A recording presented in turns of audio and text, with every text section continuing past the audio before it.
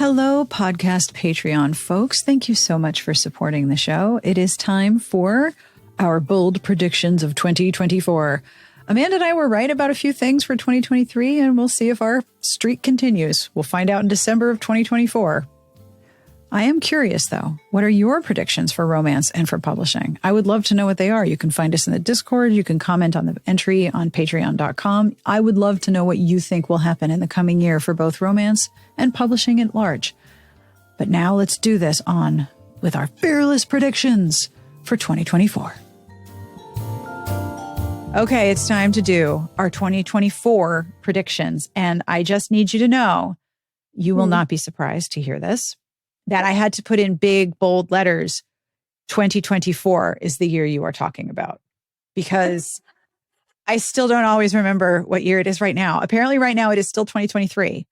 And this episode will air in 2023, but these are our predictions for 2024. And someone who listens to this, who works in publishing is like, please, I am now thinking about 2025. So no big deal.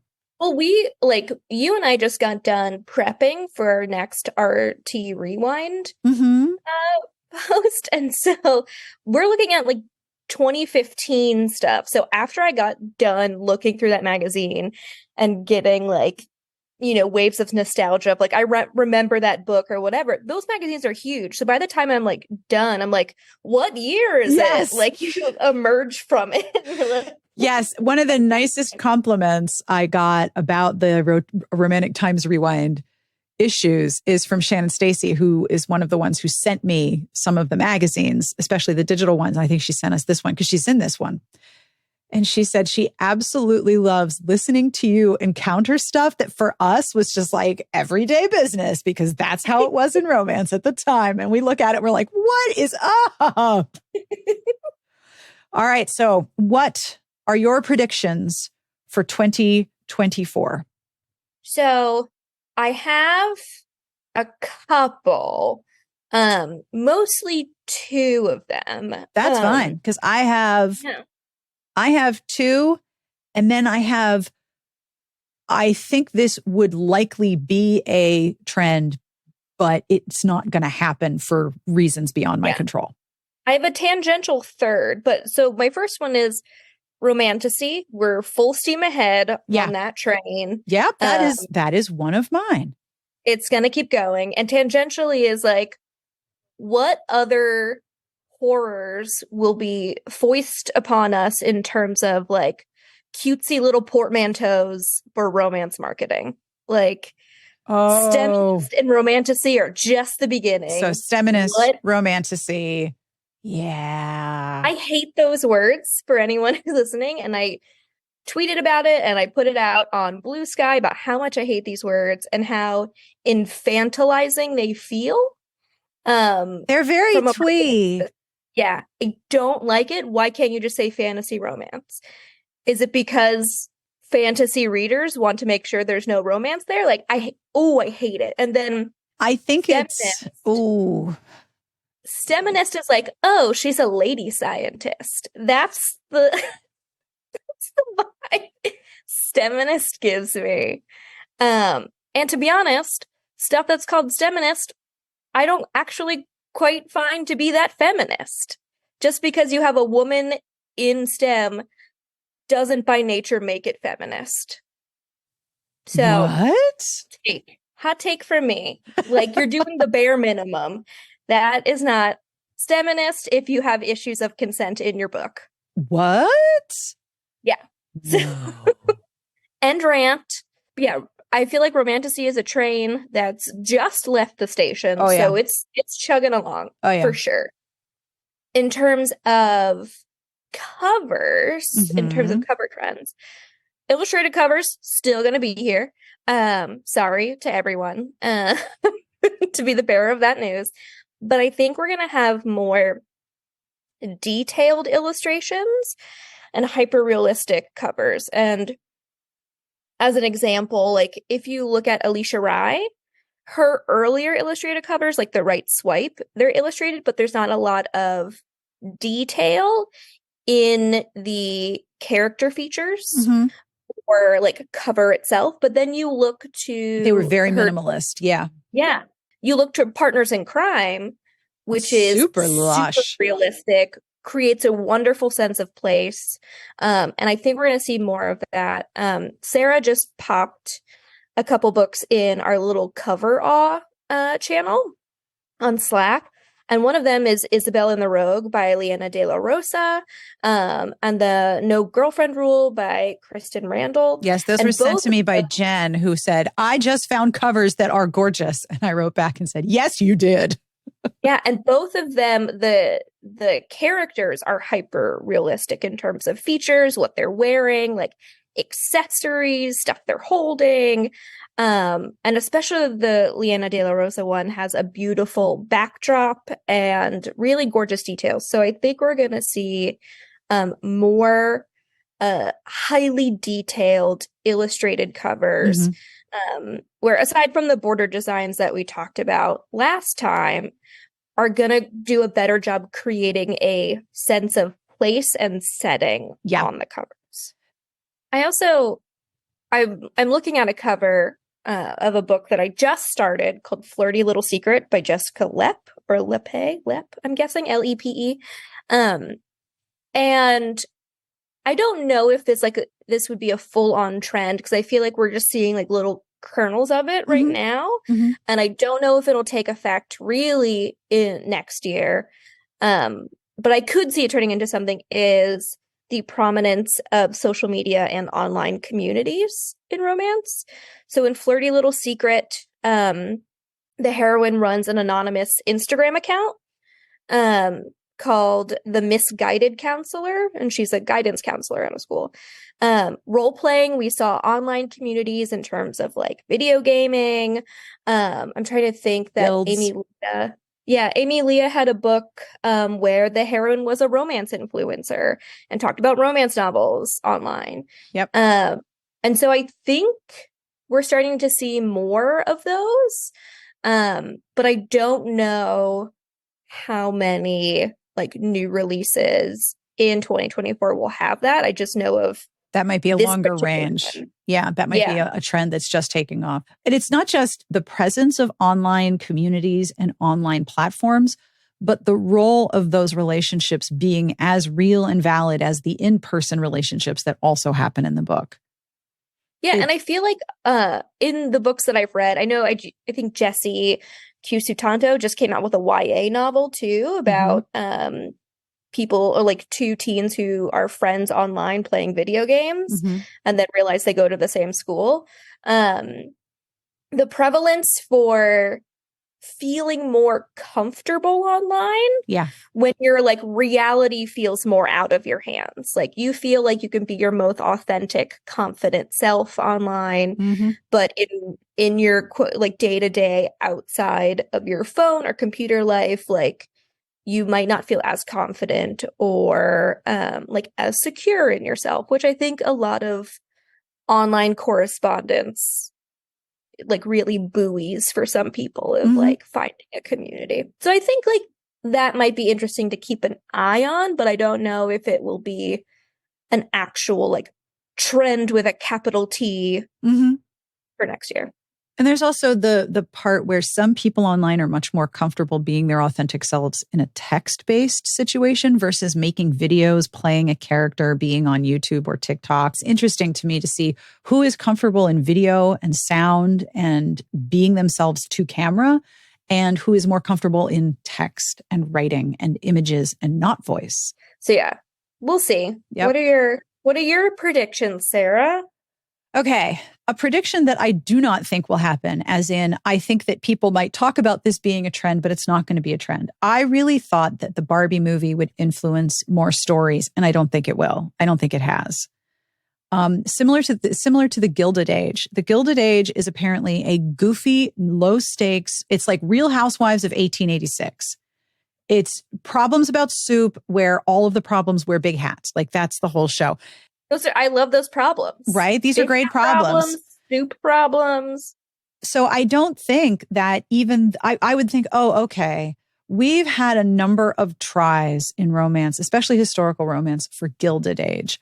Harper Harbor St. George. St. George is still leading that one. There are a few others, but I thought, okay, maybe there would be more. I don't think there's going to be. Even Shoop had some. Right, but like they haven't really they have inspired a whole lot more of them.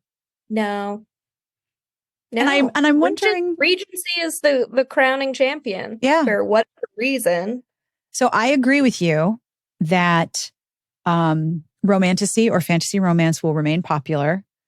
My guess, my very, very tentative prediction is that we will see alongside romantasy more gothic and more horror, which I know you're in favor of. I'm giving a thumbs up. But the thing about gothics is that the hallmark of a gothic includes often a very young ingenue character entering this very creepy world. And I think what we're going to see more of is gothics, but with older characters or older characters and younger characters working together. So it's not this isolated young person, because I mean, gothics are about negotiating domestic suspense, and the home, which is supposed to be safe, is not safe. And I think there's a lot to be explored there, but I think the character ages and the character makeup will change. So we'll have gothics, but it'll be multiple characters involved in that setting. And when you just said gothic and horror, like a little light bulb went off in my head of like, gothic heroines are really just like final girls. Absolutely. You know like final girls in horror go into this creepy situation and somehow make it out alive. Yep. So they have that in common. But I think that if you blend together gothic and horror and what used to be called women's fiction or stories about women who are older, I mean, think about it. Growing old and having a uterus is a horror. Existence is a horror. Existence is a horror. So like there's a lot of room for those to blend together. And I think we'll see more of things that blend horror and gothic and fantasy or just straight up creepy as fuck. I think it'll be more than just around Halloween. I would love to see sort of like a subversion of like the magical midlife crisis where instead of like, oh, your body's changing and you get magical powers, instead of like your body is changing and you're turning into a like a devouring demon bringing about like the apocalypse. Like that's what menopause is now. So like the visual, adding visual horror and basic terror to the crone motif, because you move from, virgin to mother to crone. So you're just making the crone more horror filled. Yeah, like crone. I would love like more like blending of spookiness and romance. And I was hoping we would get some of that when the witch books were popular. They're very twee. The pendulum for that swung all the way into the twee section. It's very sweet. Yeah. Yeah. Another thing I think will happen in terms of plot and type of books, I think we're going to see more adventure and more heist. Like, I think we're going to see a lot more adventure romance and a lot more heist romance where the stakes are getting through something together. And it's not a reality show, not like it's The Amazing Race. Like, these are actually heists where you're trying to get away with something. I think that Alisha Rai's Partners in Crime will be the first of a lot of books that will be able to trace back to that one. I think the heist and the adventure and the blending of the two will be very, very big. The other thing that I think will continue is the following title trends: a noun of things and stuff. Yep. And it's evergreen. It's evergreen. That's not going anywhere. That is permanent. But I think we're going to see more of the adjective verb of first name, last name, or covers with character names in them. I think that will continue to evolve because that, I think, pulls in a very specific literary style reader who then will try a romance because it's packaged more literarily, which is one of my favorite words to say. I also thought of another thing that we briefly talked about in the Slack of how many romance authors do you think are writing stories about celebrities fake dating? Oh, God. Many? Right. There's going to be so many celebrity fake dating narratives. Because again, celebrity and athletes are a way to write wealth fantasy. So much of romance is a wealth fantasy. Wealth and power. So I wouldn't be surprised if we saw it's like a glut of those come out like late next year or even early 2025. Yes, with covers that do not disguise the celebrity about which they are basing this book, which always, I mean, if the person is still alive, it makes me very uncomfortable. My last prediction here is something that I think will become more and more popular beyond just Amazon as a retailer: shorter length books. So we have the series length, which they keep making them longer. Like all of the new imprints seem to be longer single title books, not series length books. You're like, wait a second. Wait a minute. And there's a whole section in Amazon where you can look at short stories and how long it will take you to read them. And I know a couple of people who are like, that's my new bedtime routine. I get on my Kindle and I go and I find like, because on a Kindle proper and not on your phone, you can actually navigate the store. I check out some Kindle Unlimited short books and I read them before bed. And I don't want to start a whole thing. I don't have the cognitive energy for that. I want a little story.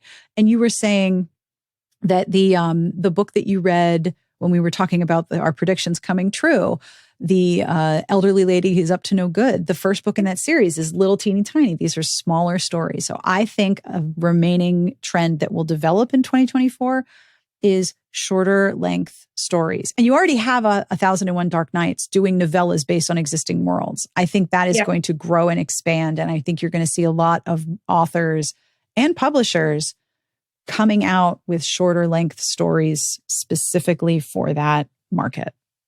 I think for me, when my brain is like super fried, and to anyone whose brain is also super fried, my biggest recommendations are anthologies and short stories, essay collections. For sure. Something you can dip in and dip out. Yep. It's not a huge time commitment.